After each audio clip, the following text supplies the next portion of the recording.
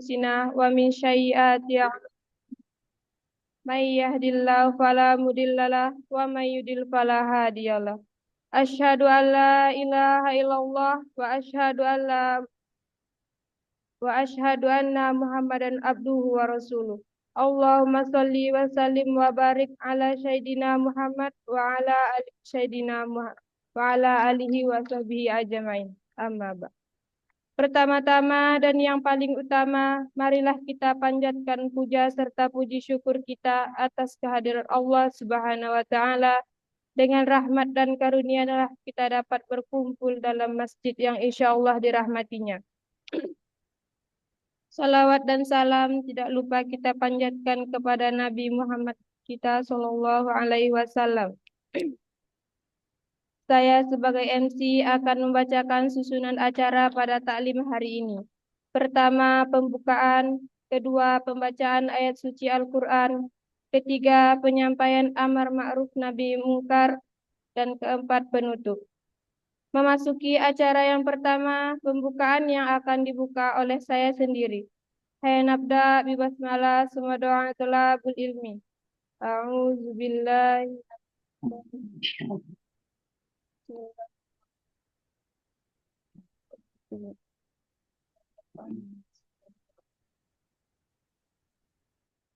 Selanjutnya, pembacaan ayat suci Al-Quran yang akan dibacakan oleh Latifah. Waktu dan tempat saya persilahkan.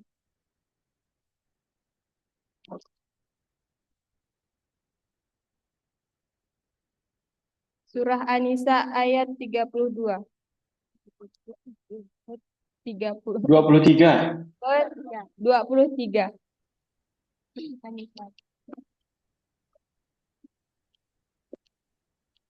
Assalamualaikum warahmatullahi wabarakatuh.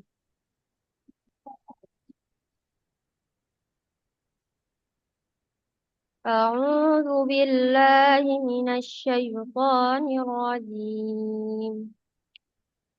Bismillahirrahmanirrahim.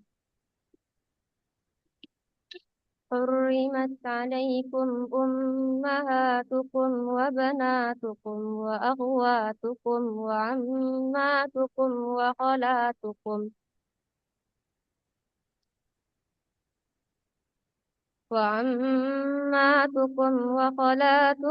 وبنات الأخ وبنات الأخت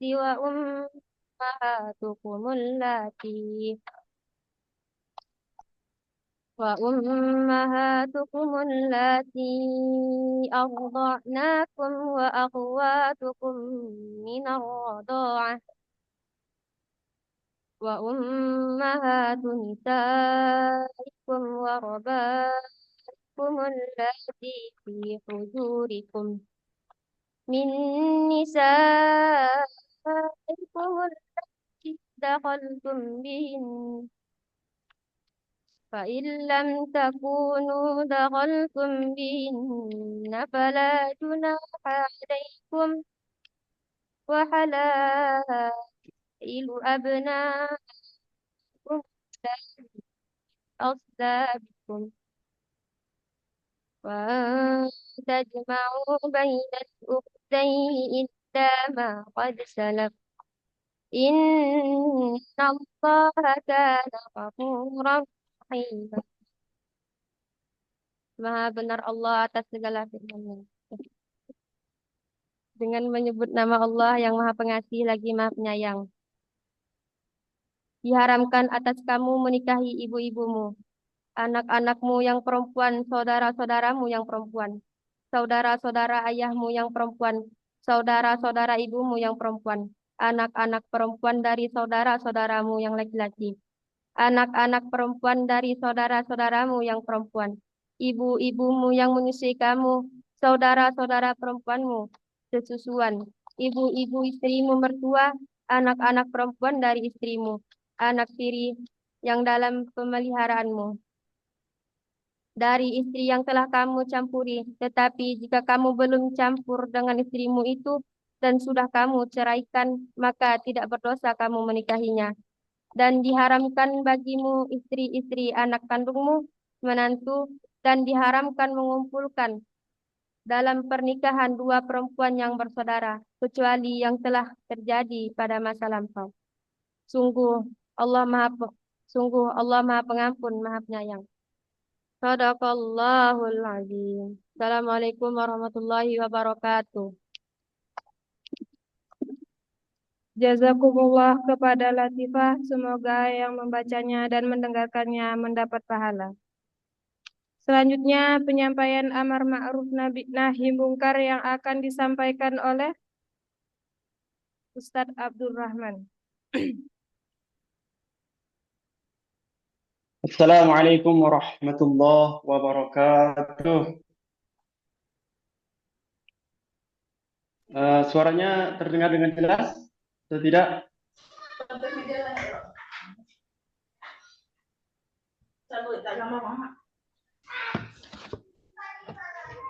Bagaimana suaranya? Tes dulu. Jelas, Ustaz? Ya, baik. Nah, enggak jelas. Innal hamdalillah nahmaduhu wa nasta'inuhu wa nastaghfiruh wa na'udzu billahi min sururi anfusina wa min sayyiati a'malina. May yahdihillahu fala mudilla lahu wa may yudlil fala hadiya lahu. أشهد أن لا إله إلا الله وحده لا شريك له وأشهد أن محمدا عبده ورسوله. قال الله تعالى في القرآن الكريم: أعوذ بالله من الشيطان الرجيم. بسم الله الرحمن الرحيم. يا أيها الذين آمنوا اتقوا الله حق تقاته ولا تموتن إلا وأنتم مسلمون. صدق الله العظيم. Para akhwat dimanapun berada, terutama di riasah-riasah di Nyabah Singkawang, yang mudah-mudahan kita semuanya mendapatkan ridho Allah Subhanahu wa Ta'ala. Pertama-tama, marilah kita panjatkan puji dan syukur hadirat Allah Subhanahu wa Ta'ala yang telah memberikan begitu banyak nikmat kepada kita semuanya, yang mana saking banyaknya nikmat itu tidak mungkin bisa kita hitung, sebagaimana yang disebutkan dalam Quran surah Ibrahim, wa in ta'uddu ni'matallah, dan jika kamu menghitung nikmat Allah, la tuhsuha, tidaklah dapat kamu menentukan jumlahnya. Innal insana lazalumun kafar, sesungguhnya manusia itu sangat zalim dan sangat mengingkari nikmat Allah. Quran surah Ibrahim ayat 34. Kemudian para akhwat, di dalam ayat yang lain Allah menyebutkan, qul huwallazi ansha'akum, dialah zat yang menciptakan kamu, wa ja'alakumus sam'a, dan menjadikan bagimu pendengaran, wal absara, dan penglihatan, wal afidah, dan hati nurani. Qalilan ma tashkurun, akan tetapi sedikit sekali kamu bersyukur, kata Allah di dalam Quran surah Al-Muluk ayat ke-23. Para akhwat rahimakumullah, dengan begitu banyaknya nikmat yang Allah telah berikan kepada kita semuanya, baik itu nikmat kesehatan, kesempatan, waktu luang, dan nikmat yang paling besar yang telah kita terima saat ini, alhamdulillah, nikmat iman dan Islam, dan nikmat di dalam menegakkan sunnah dari Rasulullah Sallallahu Alaihi Wasallam. Kemudian tidak lupa pula salawat serta salam selalu kita panjatkan kepada Nabi kita, Nabi Muhammad Sallallahu Alaihi Wasallam. Allahumma salli wa sallim ala nabiyyina Muhammad, kepada para keluarganya, kepada para sahabatnya, serta umatnya yang selalu senantiasa kiamat. Baik, akhwat rahimakumullah, silakan pada siang hari ini insyaallah kita akan membahas tentang Quran surah An-Nisa ayat 23.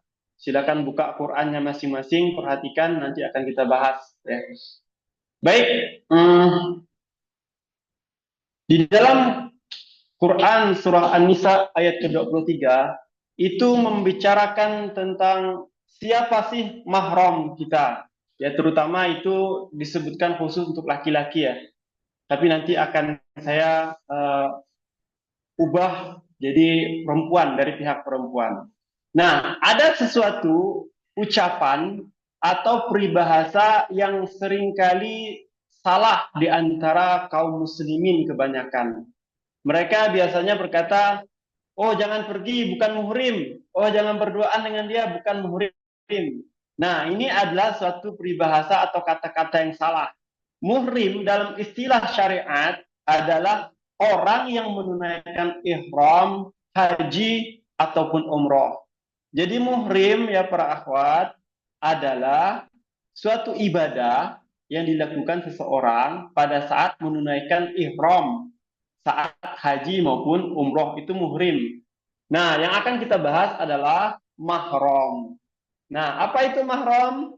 Mahram adalah, ya, dengarkan, perhatikan ya, status hubungan antara laki-laki dan perempuan yang diharamkan terjadinya pernikahan di antara keduanya. Jadi seseorang yang mahram berarti dia diharamkan untuk dinikahi. Antara laki-laki dan perempuan kalau mahram berarti haram untuk dinikahi. Nah, kemudian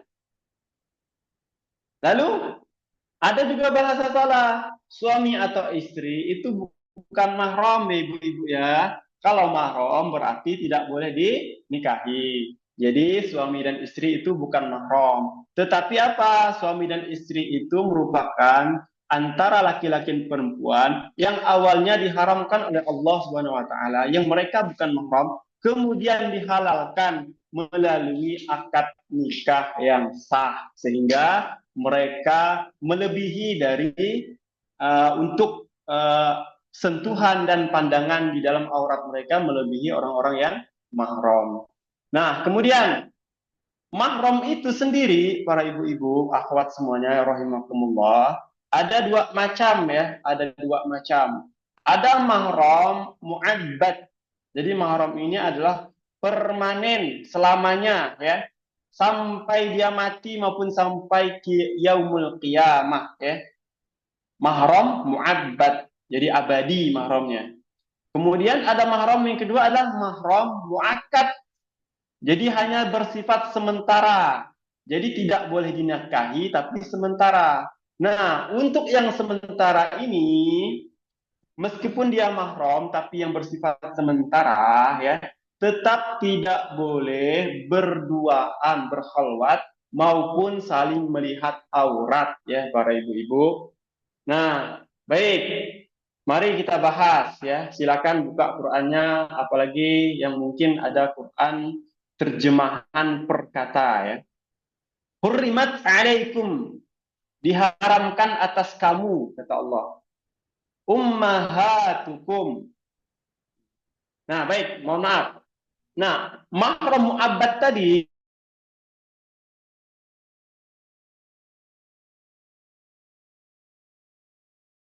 kemudian karena persusuan, yang ketiga adalah karena pernikahan. Nah, di awal-awal ayat ke-23 ini dibahas tentang karena nasab. Siapa yang tidak boleh dinikahi? Yang selamanya tidak boleh dinikahi adalah ummahatukum. Nah, ini untuk laki-laki ya. Laki-laki. Nanti siapa sih kalau untuk perempuan? Ibu kita, ummahatukum, menikahi ibu-ibumu itu diharamkan. Ke atas ya. Diharamkan menikahi ibu, nenek moyang. Nah, kalau bagi perempuan diharamkan menikahi bapaknya, ya, kakeknya maupun kakek buyutnya. Jadi diharamkan untuk dinikahi. Nah, kemudian kata berikutnya apa? Wabanatukum kata Allah, dan anak-anakmu yang perempuan. Nah, anak-anak perempuan ke bawah, baik anak perempuan, cucu perempuan, cicit perempuan. Bagi laki-laki haram untuk menikahi anak perempuannya, cicit perempuannya, cucu perempuannya haram. Nah, untuk perempuan haram dia untuk menikahi, jadi termasuk mahram ya, anak laki-lakinya. cucu laki-lakinya maupun cicit laki-lakinya sampai ke bawah haram untuk dinikahi. Itu selama-lamanya karena nasab. Nah, kemudian yang ketiga karena nasab adalah wa akhwatukum, dan saudara-saudaramu yang perempuan. Nah, saudara laki-lakinya, baik itu saudara laki-lakinya yang kandung, ya, bapak ibunya sama, itu saudara kandung. Kemudian maupun saudara laki-lakinya seayah, ayahnya sama, tapi ibunya beda. Mungkin bapaknya punya istri 2, 3, atau 4. Berarti saudara laki-laki seayahnya haram untuk dinikahi. Nah, kemudian saudara laki-lakinya yang seibu, ya. Jadi seseorang perempuan haram untuk menikahi saudara laki-lakinya seibu. Ibunya sama, tetapi beda bapak. Mungkin bercerai atau meninggal, ibunya menikah lagi, punya anak lagi. Nah, itu namanya saudara seibu. Jadi termasuk mahram adalah saudara laki-laki, baik kandung, seayah maupun seibu. Nah, kemudian siapa lagi? Yang keempat adalah wa ammatukum, dan saudara-saudara ayahmu yang perempuan. Nah, siapa itu? Bibi kalau pihak laki-laki, ya. Nah, kalau perempuan, saudara laki-lakinya ayah. Jadi kalau perempuan haram menikahi saudara laki-lakinya ayah, ya. Ayah punya saudara laki-laki, maka haram untuk dinikahi, berarti paman. Ya, perempuan haram menikahi paman. Baik paman itu dari ayah, ya, saudaranya ayah. Baik itu ayah punya saudara kandung, atau ayah punya saudara seayah, atau ayah punya saudara seibu, maka haram untuk dinikahi. Nah, itu berlaku ke atas. Seseorang perempuan haram menikahi saudara laki-lakinya kakek, ya. Kalau mau misalnya, nggak boleh. Siapa tahu saudara laki-laki kakeknya banyak duit, kaya raya. Kan banyak sekarang kejadian seseorang kakek-kakek tua menikahi anak gadis.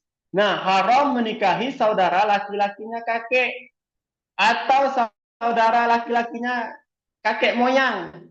Ke atas dia tidak boleh dinikahi, haram hukumnya. Nah, kemudian wa khalatukum, dan saudara-saudara ibumu yang perempuan. Nah, ini bibi kalau pihak laki-laki. Nah, kalau untuk perempuan berarti saudara laki-lakinya ibu. Jadi kalau ada anak gadis, ya, perempuan, haram dia menikahi saudara laki-lakinya ibu. Ibu punya saudara laki-laki. Baik ibu itu tadi punya saudara laki-laki kandung, saudara perempuan, saudara laki-laki seayah, maupun saudara laki-laki seibunya ibu. Jadi haram untuk dinikahi paman dari ibu, ya, ataupun ke atas, ya, saudara laki-lakinya nenek. Nenek punya saudara laki-laki. Jadi haram untuk dinikahi. Atau ke atas lagi, intinya saudara laki-laki ibu atau saudara laki-laki nenek haram untuk dinikahi. Nah, kemudian harus berhati-hati para akhwat semuanya. Yang terjadi adalah diantaranya, ya, karena mahram itu dengan paman maupun bibi, ya, ada suatu kejadian di antara masyarakat muslim kebanyakannya. Bibi, ya, misal bibi punya suami. Bibi kita, baik itu bibi dari saudaranya ayah atau saudara ibu, itu kan mahram. Nah, dia punya suami. Nah, sehingga kita menganggap suaminya itu adalah mahram kita. Nah, misalkan ini ibu ada seorang gadis, dia punya tadi bibi yang merupakan saudara ayahnya atau saudara ibunya, punya suami. Nah, dianggapnya itu paman. Nah, itu bukanlah mahram. Jadi kalau ketemu jangan bersentuhan, jangan bersalaman, jangan berkhalwat, jangan pergi dengan suaminya paman, ya, atau suaminya ke atas lagi. Tadi nenek punya saudari perempuan, punya suami, ya kan? Nah, jadi jangan menganggap suaminya paman, suaminya bibi itu adalah mahram. Jangan dianggap karena bukanlah mahram kita, ya. Kalaulah dia menceraikan bibi kita itu, dia boleh menikahi seorang ponakan perempuannya tadi, ya. Jadi harus hati-hati. Nah, kemudian berikutnya yang keenam, karena nasab, mahram karena nasab, dalam bagian mahram abad abadi ini adalah wabanatul akhi, ya, dan anak perempuan dari saudara laki-lakimu, ya, ponakan. Nah, kalau untuk perempuan itu adalah anak laki-laki dari saudara laki-laki. Nah, ada nih perempuan nih, dia punya saudara laki-laki, punya anak laki-laki. Itu adalah keponakan laki-laki dari saudara laki-laki. Nah, keponakan laki-laki tersebut, baik saudara itu adalah saudara laki-laki kandung, saudara laki-laki seayah, ataupun saudara laki-laki seibu, dia punya anak laki-laki, maka haram hukumnya untuk dinikahi. Itu termasuk mahram, ya, bagi ibu-ibu nih perempuan. Ke bawah. Nah, ke bawah maksudnya gimana? Kalau saudara kita itu tadi punya anak laki-laki, haram dinikahi, punya cucu laki-laki, punya cicit laki-laki, maka seorang perempuan haram menikahi anak cucu cicit dari saudara laki-lakinya. Ya, itu yang keenam. Jadi perhatikan. Kemudian yang ketujuh, yang terakhir dari nasab adalah wabanatul ukhti, dan anak-anak perempuan dari saudaramu yang perempuan.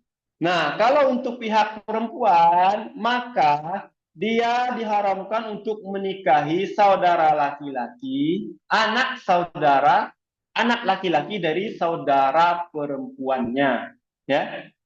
Anak laki-laki dari saudari perempuannya. Baik saudari perempuannya itu adalah saudari perempuan kandung, saudari perempuan seayah, maupun saudari perempuan seibu. Kalau mereka punya anak laki-laki yang itu adalah keponakan, ya, dari perempuan ini tadi, seorang perempuan punya keponakan laki-laki, ya, keponakan laki-laki, anak dari saudara perempuannya, maka haram dinikahi. Baik itu keponakannya itu anak, cucu, maupun cicit dari saudara perempuannya, haram untuk dinikahi. Nah, ini tujuh ini adalah mahram karena nasab, ya, mahram karena nasab. Pertama adalah tidak boleh menikahi ayah, kakek, ya, ke atas, kemudian anak laki-laki, ya, baik itu anak, cucu, cicit laki-laki seseorang tidak boleh dinikahi. Kemudian adalah saudara laki-laki. Saudara laki-laki untuk perempuan tidak boleh dinikahi. Kemudian adalah saudara laki-lakinya ayah, paman, ya, tidak boleh dinikahi. Kemudian saudara laki-lakinya ibu tidak boleh dinikahi. Kemudian anak laki-lakinya saudara laki-laki, keponakan ke bawah, tidak boleh dinikahi. Kemudian yang ketujuh adalah anak laki-laki dari saudara perempuan. Nah, keponakan, paman, bibi itu mahram.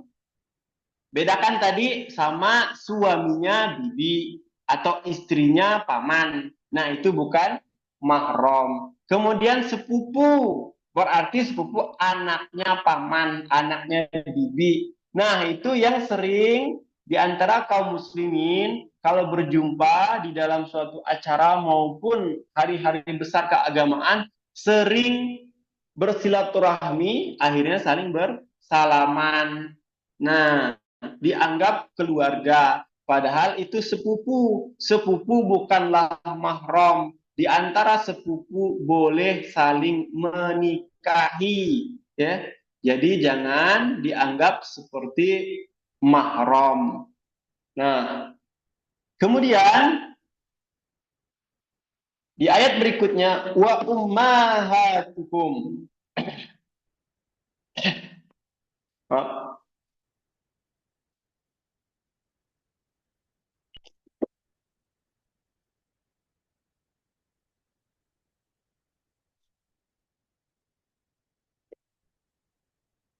Nah, baik. Wa ummahatukum allati arda'nakum wa akhawatukum minar radha'ati wa ya. Wa ummahatukum allati arda'nakum akhawatukum. Nah, ini dan ibu-ibumu yang menyusui kamu dan saudara-saudara perempuanmu dari persusuan. Nah, ini karena persusuan. Kita ambil contoh ya. Seorang perempuan bernama Hana. Nah, Hana ini ya menyusui dengan seorang perempuan bernama Susi.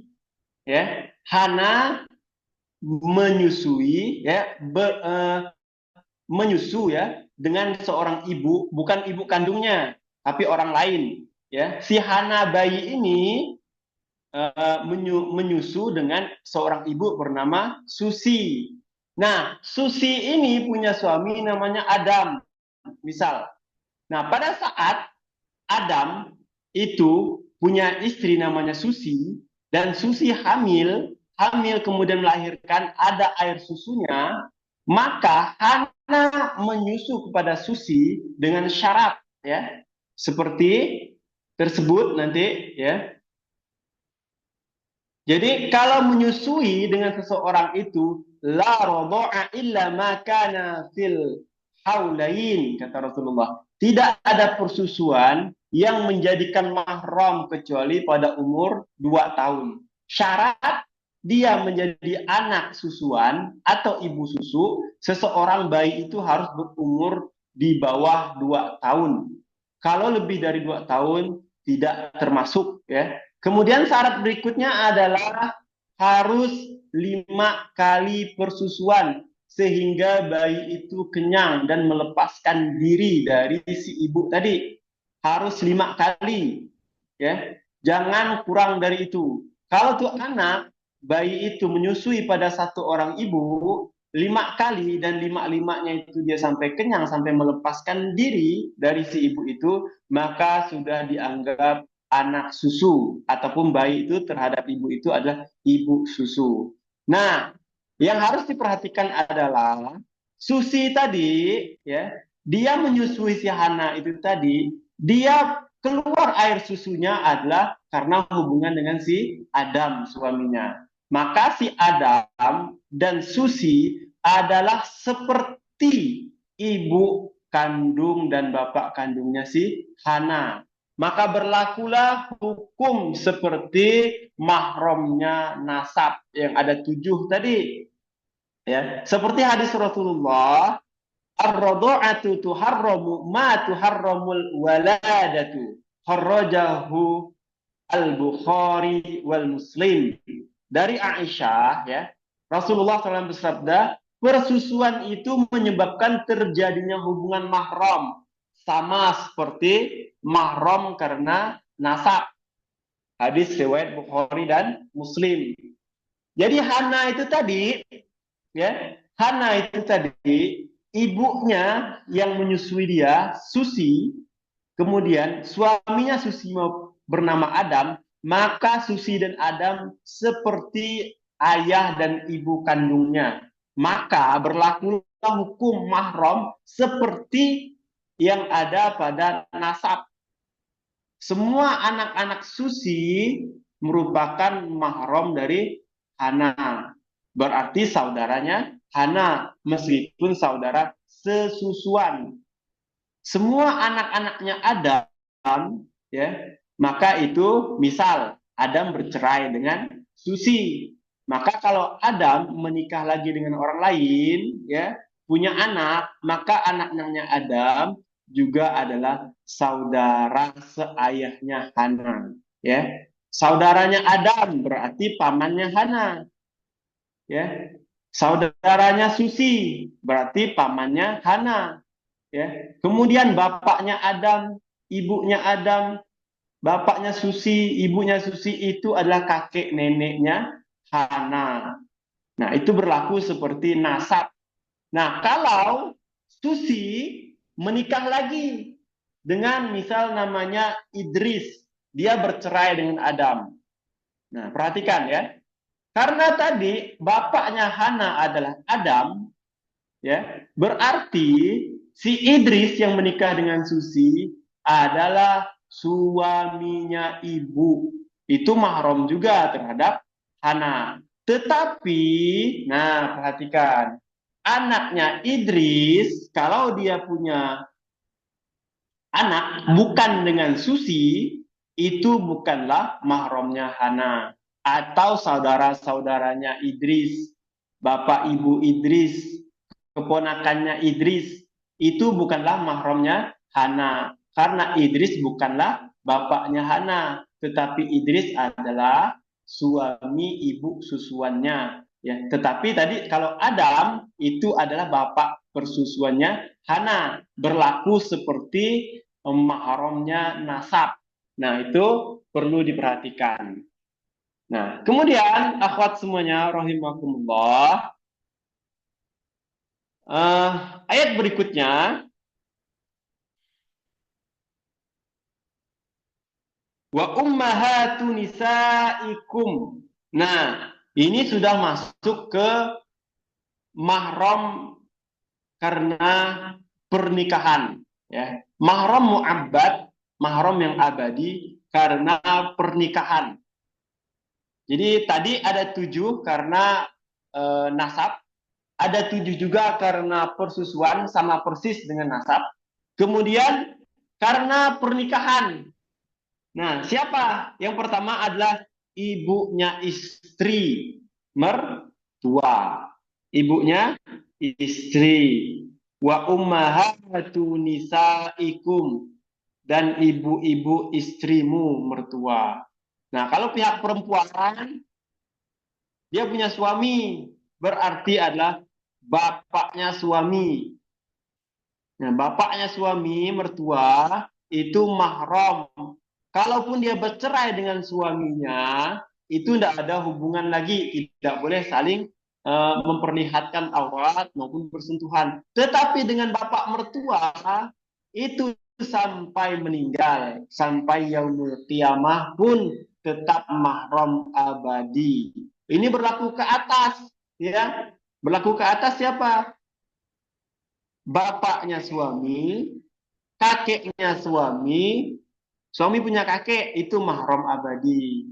Punya kakek moyang, itu mahram abadi. Tidak boleh dinikahi kalaupun bercerai dengan suami. Maka bapaknya suami, kakeknya suami, haram untuk dinikahi. Nah, kemudian wa robaikumul lati fi hujurikum min nisaikum allati dakhaltum bihinna, dan anak-anak perempuan dari istrimu yang dalam pemeliharaanmu, dari istrimu yang telah kamu campuri. Nah, ini berarti anak perempuan dari istri bagi laki-laki, ya. Jadi kalau dia menikahi seseorang, punya anak perempuan istri tadi, ke bawah, ya, baik anak perempuannya istri, cucu perempuannya istri, maupun cicit perempuannya istri yang sudah dinikahi dan sudah digauli, maka itu adalah mahram abadi. Kalaupun seseorang itu bercerai dengan istrinya, maka yang anak-anak perempuan istrinya tersebut haram dinikahi. Nah, kalau pihak perempuan berarti ya, dia punya suami. Kalau sudah dinikahi, ya, sudah dinikahi, maka sudah berhubungan, maka anak laki-lakinya suami haram untuk dinikahi meskipun dia sudah bercerai. Siapa tahu dia itu kan menikah dengan duda. Nah, menikah dengan duda.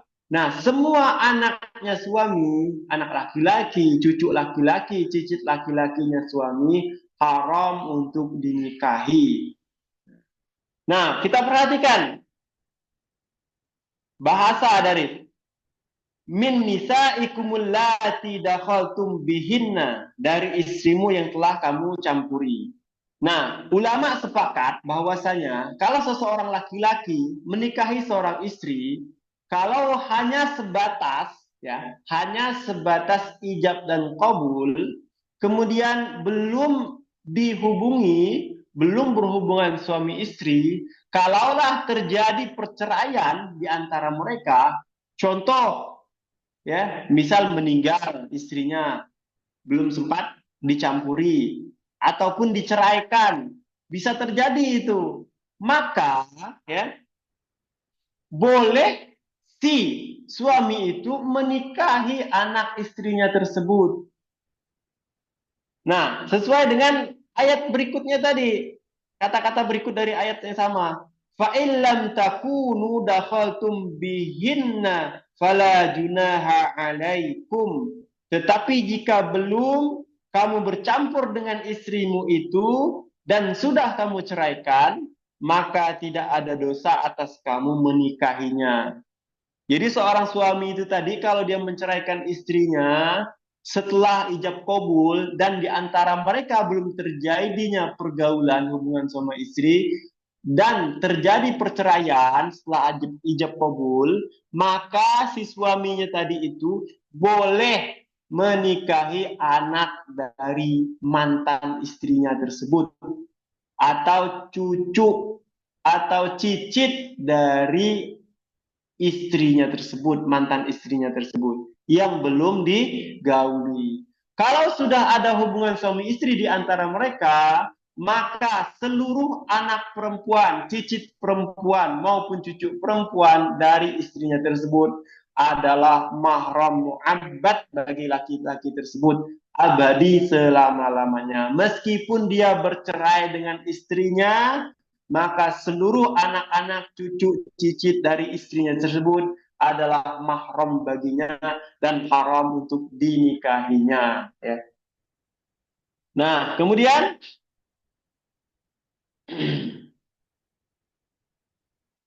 siapa lagi? Wahalailu abnaikumul ladzina min aslabikum, dan diharamkan bagimu istri dari anak-anakmu yang dari tulang rusukmu. Siapa? Adalah menantu. Ya. Jadi kalau laki-laki dia haram menikahi menantunya. Siapa? Istri dari anaknya, istri dari cucunya, istri dari cicitnya haram dinikahi. Kalau pihak perempuan siapa? Suaminya, anak kandung. Nah, si ibu punya anak perempuan menikah dengan seseorang, bercerai. Maka menantu ibu ya haram untuk dinikahi selama-lamanya. Meskipun anak ibu yang perempuan sudah bercerai dengan suaminya, maka itu tetap menantu, haram untuk dinikahi. Meskipun di antara suami istri anak tadi sudah bercerai. Maupun cucu maupun cicit punya suami sudah bercerai, maka haram untuk dinikahi selama-lamanya. Nah, kemudian yang keempat ya, yang keempat adalah di dalam ayat yang ke-21, 22 An-Nisa disebutkan a'udzubillahi minasyaitonir rajim. Silakan buka dilihat An-Nisa 22. Ya. A'udzu billahi minasyaitonir rajim. Wala tankihu ma nakaha aba'ukum minan nisa'i illa ma qad salaf. Innahu kana fahishatan wa maqta wa sa'a sabila. Dan janganlah kamu menikahi perempuan-perempuan yang telah dinikahi oleh ayahmu kecuali kejadian pada masa yang telah lampau. Sungguh perbuatan itu sangat keji dan dibenci oleh Allah dan seburuk-buruk jalan yang ditempuh. Nah, jadi mahram karena pernikahan yang keempat adalah istrinya ayah atau ke atas, istrinya kakek moyang haram untuk dinikahi seorang laki-laki. Kalau pihak perempuan, maka ia haram menikahi mantan suami ibunya. Perempuan nih punya ibu, bercerai dengan suami barunya, maka haram hukumnya menikahi suaminya ibu. Haram menikahi suaminya nenek, haram menikahi suaminya nenek moyang ke atas, haram untuk dinikahi. Nah, karena ini sebelum zaman jahiliyah, ya, sebelum datangnya Islam, di saat zaman jahiliyah itu biasa terjadi di antara umat-umat di sekitaran Arab, ya, di zaman jahiliyah. Nah, ayat yang ke-22 ini asbabun nuzulnya adalah, ya,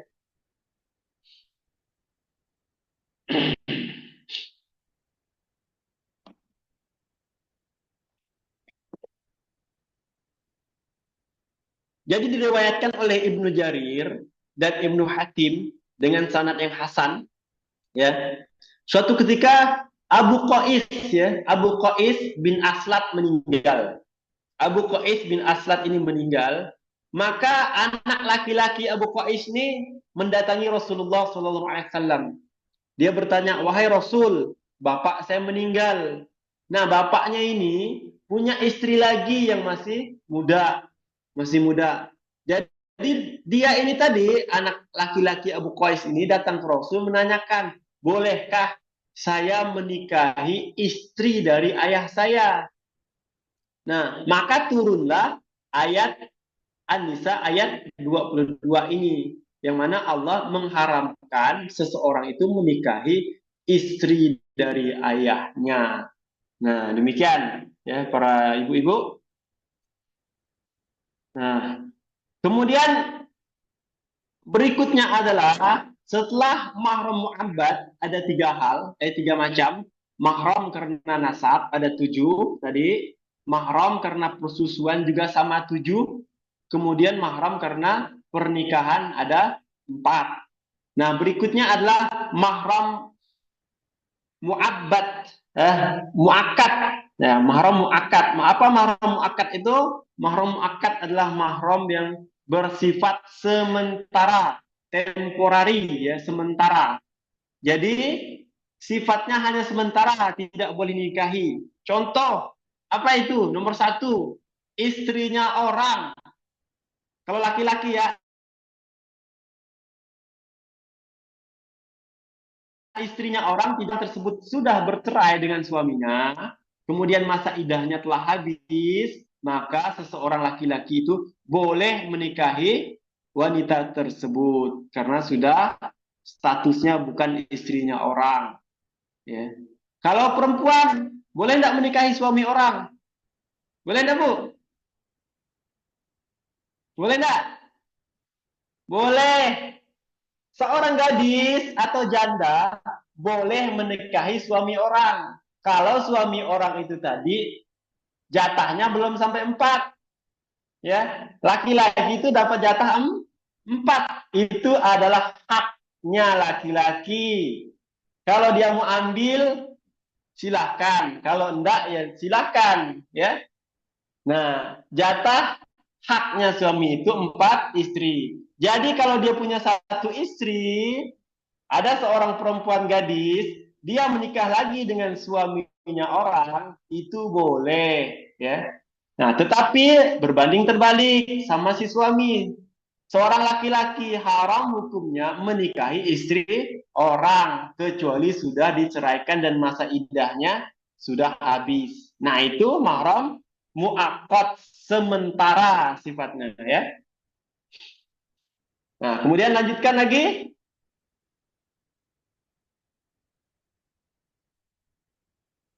Di ayat 23 bagian bawah, wa anta jama'u bainal ukhtaini illa ma qad salaf.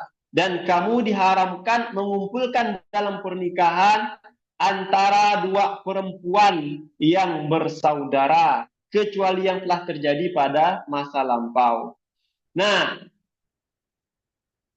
seseorang menikahi perempuan, maka istrinya itu punya saudara perempuan yang lain.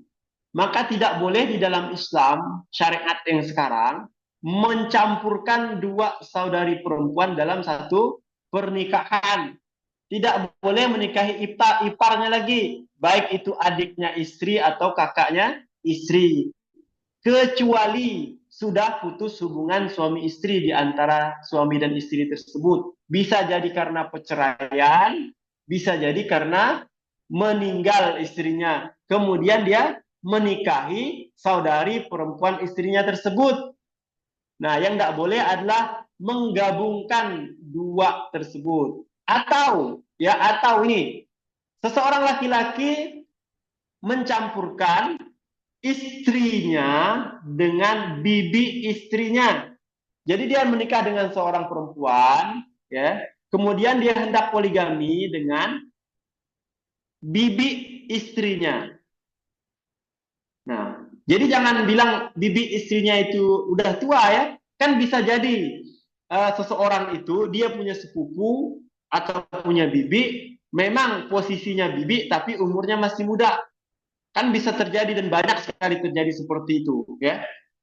Nah, jadi seseorang itu tidak boleh menikahi, menggabungkan pernikahan, ya, istrinya, ya, kemudian istrinya punya bibi juga dinikahi, kecuali sudah diceraikan. Nah, itu boleh.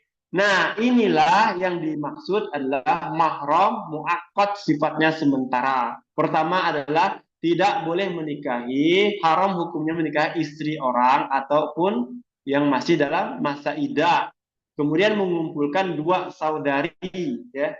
Nah, itu sifatnya mahram muakkad sementara. Jadi dengan ipar itu tidak boleh dinikahi. Tetapi, nah, ini perlu perhatian. Janganlah dianggap ipar itu mahram muabbad. Jangan dianggap ipar itu mahram abadi, yang boleh kita saling memperlihatkan aurat yang sewajarnya, ya. Kemudian bersentuhan. Banyak terjadi di kalangan kaum muslimin. Misal, ya, kakaknya ini pihak perempuan, ya, kakaknya punya suami, berarti abang iparnya, ya.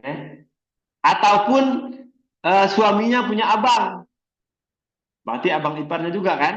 Nah, dianggap itu keluarga, sehingga mereka saling menampakkan auratnya, tidak pakai kerudung, bersalaman dan lain sebagainya, dianggapnya abang sendiri. Nah, itu tidak boleh. Kenapa para ibu-ibu, para akhwat? Karena jelas Rasulullah SAW bersabda, an Uqbata bin Amir, anna Rasulullah SAW qala, dari Uqbah bin Amir, bahwa Rasulullah SAW bersabda, iyyakum waddukhula 'alan nisa'i. Berhati-hatilah kalian masuk menemui wanita. Kemudian faqala rajulun minal ansar. Lalu seorang laki-laki Ansar berkata, ya Rasulullah, afara'aital hamwa. Wahai Rasulullah, bagaimana pendapat Anda mengenai ipar? Baik ipar laki-laki maupun ipar perempuan. Ya, abang ipar, adik ipar. Ya, intinya ipar. Apa kata Rasulullah? Qalal hamwul maut. Hadis Bukhari dan Muslim. Beliau menjawab, Rasulullah SAW bersabda, ipar adalah maut. Nah, ini kan viral nih beberapa waktu lalu, ada filmnya kan ibu-ibu? Tahu ibu-ibu, ya. Saya sih nggak ada nonton, tapi sempat melihat beritanya. Jadi, ipar adalah maut kata Rasul. Janganlah berkhalwat, jangan menampakkan aurat, jangan bersentuhan dan lain sebagainya dengan ipar, baik itu adik ipar, abang ipar dan lain sebagainya. Ipar adalah maut kata Rasulullah Shallallahu Alaihi Wasallam. Nah, akhwat semuanya rahimakumullah.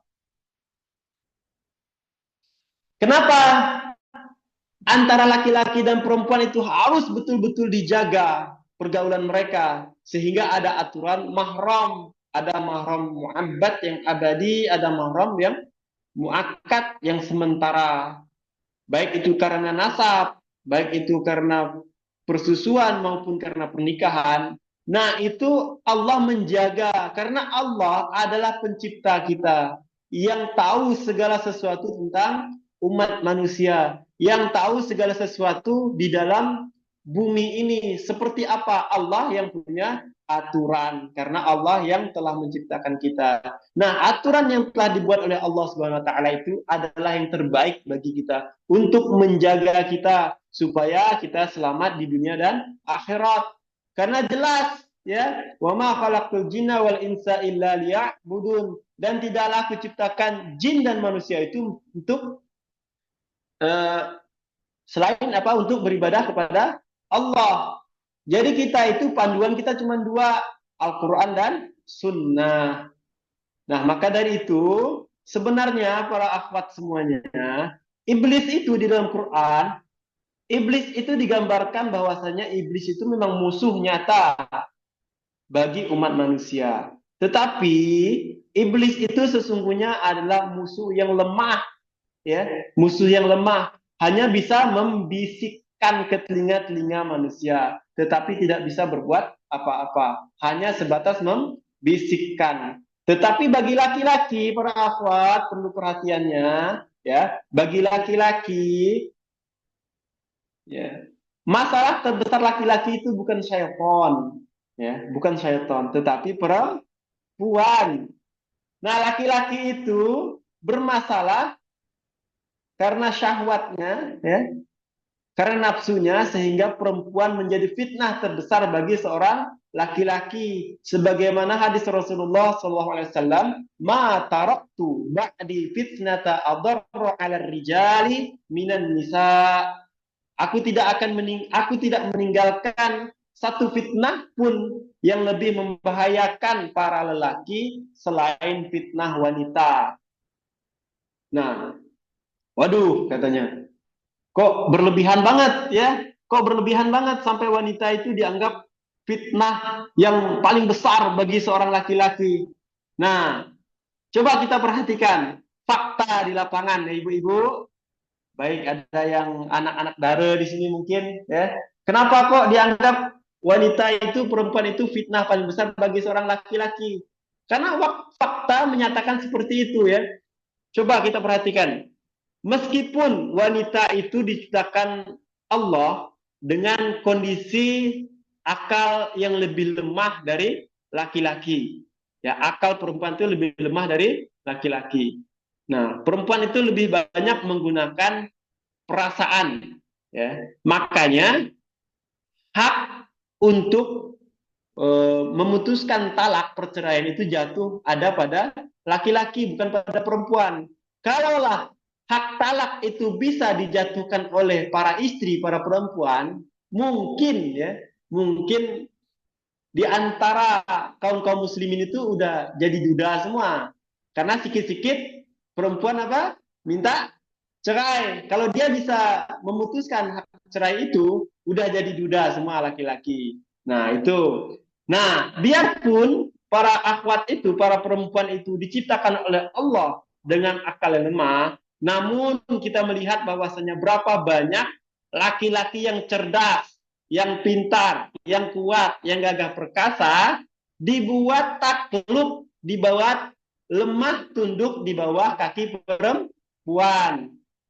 Nah, berapa banyak lagi kita mengetahui bahwasanya wanita itu diciptakan Allah dengan berbagai keterbatasan, ya, terutama fisik dan agama.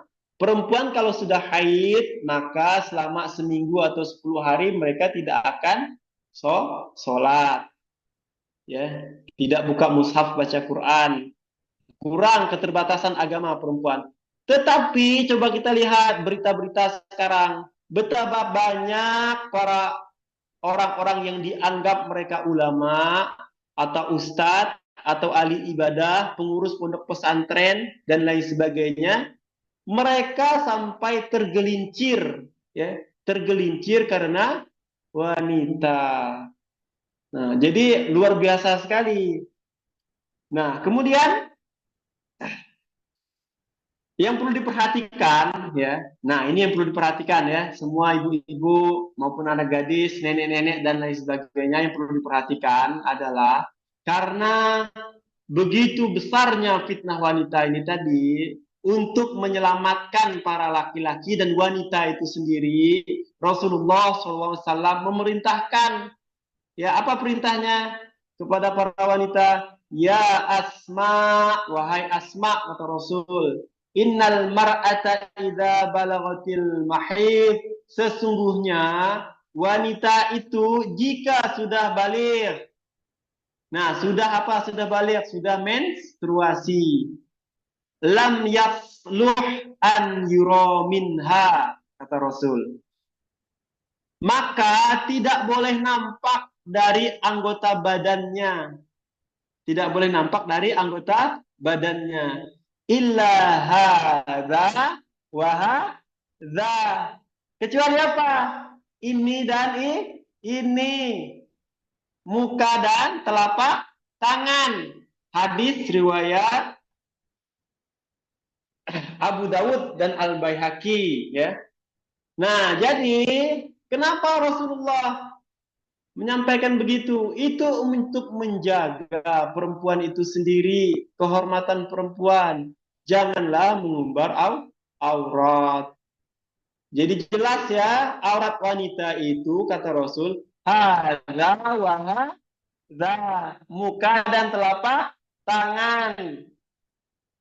Jadi jangan, ya, kalau mau pergi kondangan ceritanya, ya, mau pergi taklim, mau pergi acara apa-apa, pakai kaos kaki dia. Jalan-jalan ke komplek, pas ndak acara taklim, ada acara kondangan, tak pakai kaos kaki, nampaklah kakinya. Lebih-lebih lagi bahaya, pakai baju daster, nampak betisnya sedikit. Nah, itu tidak boleh. Rasul yang menyuruh, bukan saya, bukan Pak Ustadz, bukan Pak Kiai, tapi Allah lah yang memerintahkan para perempuan itu untuk menutup aurat. Yang boleh dibuka adalah hadza wa hadza, muka dan telapak tangan. Selain itu tidak boleh dinampakkan kepada orang-orang yang bukan mahram. Adapun orang-orang yang mahram seperti ayah, ya, saudara laki-laki, keponakan, mahram, mereka yang mahram boleh dinampakkan, yang boleh yang biasa tampak. Contoh, seorang perempuan di rumah, ada anak laki-lakinya, ada bapaknya. Yang boleh nampak apa? Leher ke atas, mungkin sampai dari siku ke bawah ini boleh, ya, kakinya, betisnya boleh nampak. Pakai daster nggak masalah di rumah. Itu pun terbatas. Jangan mentang-mentang mahram, ibu-ibu, ya. Ada mertua laki-laki, ada anak laki-laki, ada bapak, tapi pakai baju seksi di rumah. Itu tidak boleh. Meskipun dengan mahram harus menjaga adab-adab berpakaian. Kecuali terhadap suami. Itu pun di tempat tertutup. Nah, jangan seenaknya bermesraan di ruang terbuka.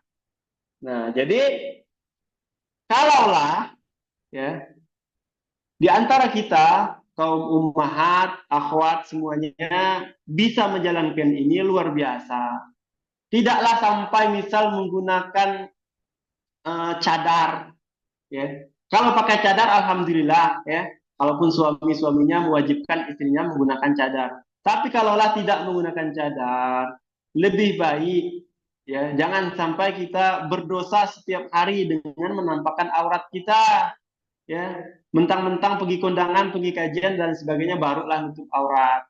Kalaulah tak ada pengajian, jalan ke komplek, jalan ke sufa, jalan ke pasar, kakinya masih nampak, kaos kakinya tidak dipakai. Nah, hadza kata Rasul, muka dan telapak tangan. Saya ulang-ulang terus karena banyak di antara kaum ummahat itu masih menampakkan selain muka dan telapak tangan. Bahkan ada di antara ummahat, ibu-ibu ataupun para gadis itu, naudzubillah min zalik, pakai baju, memang bajunya panjang tapi masih ditarik sampai ke sini, ya. Akhirnya kelihatan lengannya, itu tidak boleh.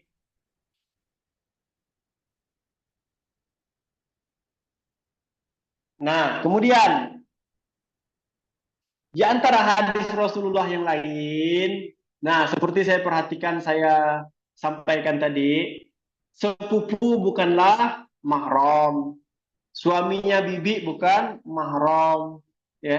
Jadi tidak boleh saling berjabat tangan, tidak boleh saling bersentuhan. Kalau seorang pejabat mungkin atau guru perempuan, ya, hati-hati. Kalau anak-anak muridnya itu udah SMP ataupun udah SMA, ya, yang laki-laki, ibu guru jangan disalamin anak-anak muridnya, ya. Mereka rata-rata kalau sudah SMP sudah baligh. Nah, jangan bisa salamin paman, ya. Istrinya, suaminya bibi, ya, suaminya bibi bukan mahram atau sepupu. Nah, karena Rasulullah berkata, ya, dari Ma'qil bin Yasar radhiyallahu anhu, bahwa Rasulullah Shallallahu alaihi wasallam bersabda, sungguh kata Rasul, jika kepala seseorang laki-laki ditusuk dengan jarum dari besi, lebih baik baginya daripada dia menyentuh seseorang perempuan yang tidak halal baginya, yang bukan istri maupun yang bukan mahramnya. Jadi laki-laki tadi lebih baik ditusuk kepalanya dengan jarum besi, ya, yang panas, lebih baik daripada menyentuh perempuan yang bukan mahramnya. Nah, jadi ini nasihat dari kami, ya. Mudah-mudahan para ibu-ibu, para akhwat semuanya, baik yang masih gadis maupun yang udah punya suami, ya, berhati-hatilah dalam menjaga, ya, menjaga aurat. Perhatikan, karena saya melihat di antara istri-istri maupun gadis-gadis di kalangan kita sendiri yang mengaku, ya, yang mengaku menjalankan Al-Quran maupun Sunnah Rasulullah SAW, lebih-lebih lagi sudah berbaiat kepada Imamul Muslimin, ya, tapi masih suka menampakkan auratnya kepada orang lain. Nah, itu harus berhati-hati. Nah, baiklah. Mungkin ini dulu yang dapat saya sampaikan. Mudah-mudahan bermanfaat, terutama bagi saya pribadi. Pesan saya adalah, kita tuh sebentar lagi mau mati, ya. Bukan umur itu semakin bertambah, yang ada umur itu semakin berkurang. Jadi jangan terlalu obsesi terhadap dunia. Obsesilah terhadap apa yang akan kita bawa untuk ke akhirat nanti. Ya. Karena apa, para akhwat semuanya? Hidup di dunia ini, hitungannya paling kata Rasul itu antara 60 sampai 70 tahun saja. Ya. Tidak lebih dari itu. Nah, sedangkan kehidupan di akhirat itu, satu harinya seperti 1000 tahun di dunia. Kalaulah saking banyaknya kita berbuat maksiat dan dosa di dunia ini, ya, jangan berpikir, saya insya Allah masuk surga karena saya muslim. Kalaupun nanti masuk neraka sebentar aja, katanya kan, dicuci sebentar, enggak apa-apa. Nah, jangan sampai berpikiran seperti itu, menganggap remeh maksiat dan dosa, ya. Menganggap sebentar aja paling di neraka, paling nanti masuk surga. Nah, kalau ada orang yang berpikiran seperti itu, atau ada orang yang mengatakan seperti itu, saya tantang atau ibu-ibu boleh nantang, ya. Paling sebentar di neraka 1 hari. Kita tidak bicara 1 harinya di neraka di akhirat itu selama 1000 tahun di dunia. Sekarang waktunya dunia.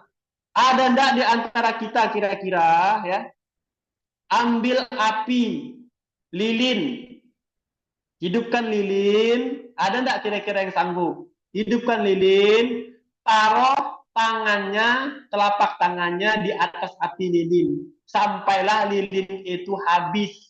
Ya paling 2 atau 3 jam mungkin. Ada ndak yang sanggup? Ndak ada. Ya, jangankan sampai habis, 1 menit pun. Wallahi demi Allah, tidak ada yang sanggup 1 menit pun dicucul, ditaruh tangannya di atas api itu. Api dunia itu bandingannya sangat jauh sekali dengan api di neraka. 1 menit di dunia ini kita dibakar, kita nggak sanggup, ya, nggak sanggup kita. Apalagi di akhirat, seringan-ringannya siksa bagi penghuni neraka itu, kata Rasul, diletakkan bara api di telapak kakinya, maka mendidihlah otaknya. Bukan kakinya yang melepuh, saking panasnya api neraka itu tadi, padahal itu adalah siksaan yang paling ringan, sampai mendidihlah otaknya. Nah, jadi harus kita perhatikan betul-betul. Jangan sampai kita berpikiran dosa-dosa yang kita kerjakan itu kita anggap kecil. Enggak apa-apa. Buka kakinya, buka auratnya sedikit. Dosa kecil ini. Suami juga enggak masalah. Nah, ini bukan perintahnya suami. Bukan perintahnya bapak atau ibunya kalau yang masih gadis. Ini perintah dari Rasulullah Sallallahu Alaihi Wasallam yang juga merupakan perintah Allah Subhanahu Wa Taala. Yang mana kalau orang yang taat dan patuh dalam menjalankan segala aturan dari Allah Subhanahu Wa Taala, maka balasannya luar biasa, adalah surga. Yang mana kata Rasul, kenikmatan di dunia ini yang diperebutkan oleh miliaran manusia. Miliaran manusia itu memperebutkan kenikmatan dunia. Padahal kenikmatan dunia itu kata Rasul seperti apa? Seperti seseorang mencelupkan tangannya ke lautan luas. Dicelupkan jarinya ke dalam laut itu, kemudian diangkat. Nah, air yang tersisa di jarinya itu adalah kenikmatan dunia yang diperebutkan oleh miliaran orang. Nah, adapun kenikmatan di akhirat seperti di lautan luas tersebut. Itulah kenikmatan di akhirat. Maka kalau bahasa kita sekarang, bodoh bale, orang yang obsesi ya, obsesi terhadap dunia tetapi mengabaikan akhirat. Sebanyak apapun kekuasaannya, hartanya, ya simpanannya, tidak adalah gunanya, tidak akan dibawa mati. Nah, tetapi jangan juga jadi alasan kita tidak untuk mencari harta dunia. Tetap harus dicari. Seorang muslim, muslimah itu harus kaya. Dengan kekayaan harta tersebutlah dia memperjuangkan semua hal-hal tentang agama Islam fi sabilillah, untuk dia beramal dan lain sebagainya. Jadi demikian yang mungkin dapat saya sampaikan, mudah-mudahan bermanfaat. Kalaupun ada benarnya, itu semuanya dari Allah Subhanahu wa taala, dan kalaupun ada salahnya itu dari kedoifan saya dan kelemahan ilmu saya beristighfar kepada Allah Subhanahu wa taala, astagfirullahaladzim. Kemudian kami akhiri, wabillahi taufiq wal hidayah. Wassalamualaikum warahmatullahi wabarakatuh.